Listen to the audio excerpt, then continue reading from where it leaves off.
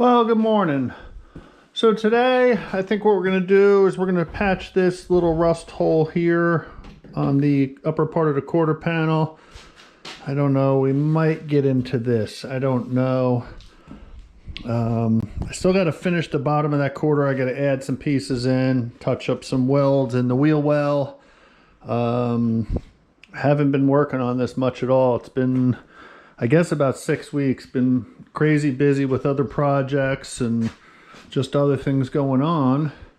So at some point we got to get cracking on this. I still have to put a roof on the house before it gets too hot. So most of the quarter's done on the inside. Got to touch up a few spots here and there, but all in all, and then I got to do some patchwork in here. And I still got to do the urethane on the bottom there and through the wheel wells, but we probably won't do that for a little bit. So like I said, we're going to try to just mess with this for an hour or two. And we got to cut grass today, and I did cut this this morning, but I got to do my yard and the front yards, and so we'll get it going. We'll get it done, and really need to start spending more time on this. But now that it's warm out, there's lots of other projects. So, all right. So I just want to show you how I fabricate this up. This is kind of a small piece. It's only going to be about 3.5 inches long by maybe 2 inches high. So I have this piece of metal. I traced it on the edge, and I actually did that on my bench grinder on the wheel, and just got that. So what I'm going to do is cut these pieces, but the piece is very small to hold. So basically what you do is, this works for me. I mean, I'm sure there's a million ways to do this, but I drill a small hole in it, put it on a block of wood, and just screw it down to that. Now it's not going anywhere. I can take the cut-off wheel, cut it without trying to hold it. As you know, if you've done this before, or anybody, when you're working with small pieces, they can, get caught, and that's how you end up getting hurt. So, I mean, it's just the way I do it. I'm sure that, like I said, there's a million other ways to do it, but it hopefully prevents from getting hurt, because I don't want to get cut or hurt. So, but all right, we'll get this piece rough cut out, and then we'll show you when we mock it up. All right, we got this piece fabbed up, got it cut out, just hit the edges of it, and you can see where we traced it out.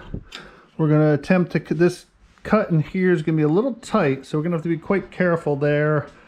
And then I'll try to cut it on the inside of the line, because I'd rather have it too tight. I can always cut off a little of this. So I'm going to try to cut this one time, hopefully, and maybe it'll go in.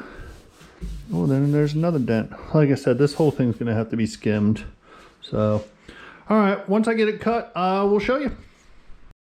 All right, so that took me about a half hour to cut that out and fabricate it up.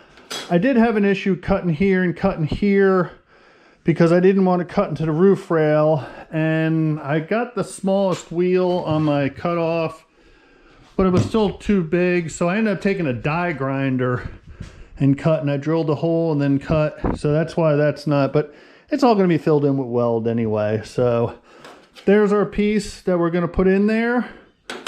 There's the piece we cut out. See the rust? And we did spray some rust converter up in there. It's not bad, but just to stop whatever's going on. And look who came out to help finally. What are you doing, slacker? Are you helping, or what are you doing?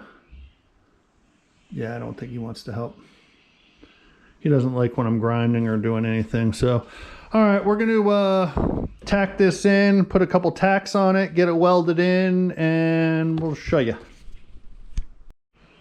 All right, so that's tacked in.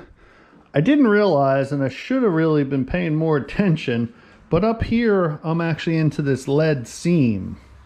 So I was able to tack weld, but right here, that's actually lead. So I think what I'm going to do is get my torch and some solder, because solder is lead technically. So, and then just try to fill that little bit. Of course, it's ugly as heck right now. It's got to be ground.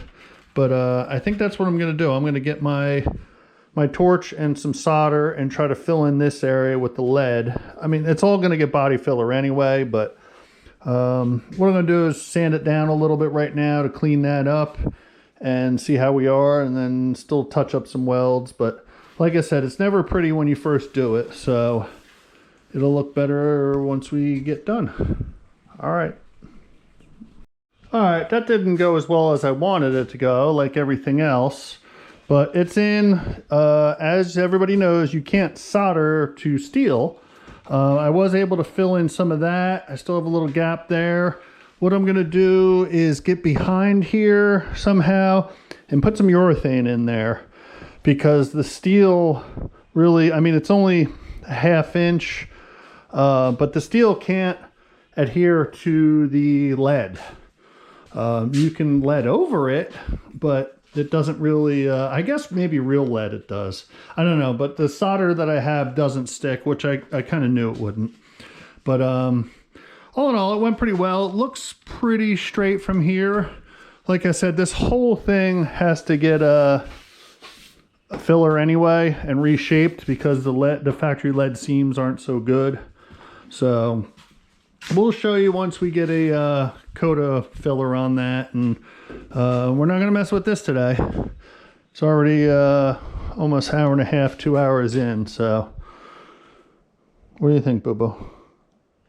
I think Boo-Boo said we're done for the day. It's time to go get Mexican food. Happy Cinco de Mayo. So patch is done. Got it in there. Not the prettiest looking, but it doesn't have to be. This whole area has to get a skim coated body filler, because we have these dents here. So we got to fill all this with filler anyway and shape it, because you can just feel even how rough it is, the factory lead seam.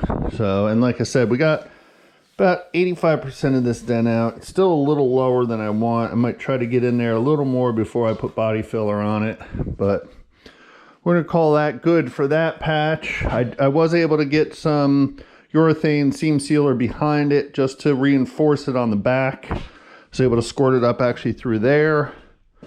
And now I guess we gotta finish the bottom of this quarter panel down here and in the wheel well. Still have to cut that light out. So, all right, that's gonna be our roof patch there. And next thing is probably tackle this too. So still got a lot to do.